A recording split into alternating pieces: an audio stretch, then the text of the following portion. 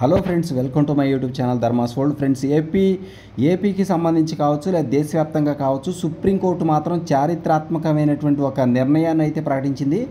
పదోన్నతి పొందాలి అంటే పదోన్నతికి సంబంధించి అంటే ప్రమోషన్కి సంబంధించిన సమాచారం ఇది.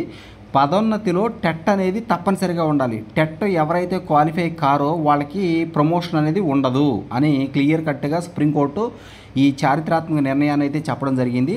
ఇంకొకటి, టెట్ ఉత్తీర్ణులైన ఉపాధ్యాయులు మాత్రమే పదోన్నతి పొందగలుగుతారు.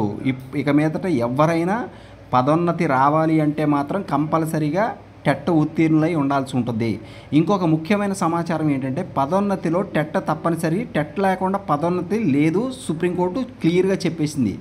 అంటే ప్రమోషన్ కావాలి అంటే టీచర్లకి కంపల్సరీగా టెట్ క్వాలిఫై ఉండాలి. అయితే పదోన్నతులు పొంది 5 సంవత్సరాల సర్వీసు మాత్రమే మిగిలి ఉన్నవారు, మినహాయింపు పొందిన వారికి మరియు ఇతరులు అంటే 2 సంవత్సరాలలో టెట్ ఉత్తీర్ణులు కావాల్సి ఉంటుంది. ఎవరైనా ఇప్పటికే పదోన్నతి పొంది ఉన్నట్టయితే ఇంకొక 5 సంవత్సరాలు మాత్రం సర్వీస్ ఉన్నప్పటికీ కూడా మరో 2 సంవత్సరాల లోపలే వాళ్ళు టెట్ ఉత్తీర్ణులు కావాల్సి ఉంటుంది. ఇంకొకటి, టెట్ పరీక్ష రాయడానికి ఇష్టపడని వారు తమ ఉద్యోగాలను వదులుకోవచ్చు. సుప్రీంకోర్టు క్లియర్ కట్గా చెప్పేసింది అనమాట. మీకు టెట్ రాయటం ఇష్టం లేదా, మీ ఉద్యోగాన్ని వదులుకోవచ్చు.